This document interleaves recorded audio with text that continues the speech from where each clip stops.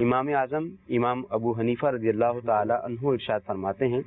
آپ نے فرمایا کہ زبان دل کی ترجمان ہے، صحیح، تو یہ دل کی تصدیق کرتی ہے، تو جب وہ اظہار ایمان پر قدرت کے باوجود عدم تصدیق کا اظہار کرتا ہے، یعنی اظہار ایمان کر سکتا تھا یہ کہ میں مسلمان ہوں، جب آپ آفس میں گئے آپ سے پوچھا کہ آپ مسلمان ہیں یا کافر ہیں، تو اگر آپ وہاں پہ مسلمان بھی لکھتے تو اس نے آپ کو کیا کہنا تھا؟ صحیح، تو جب اظہار ایمان پر قدرت موجود ہے،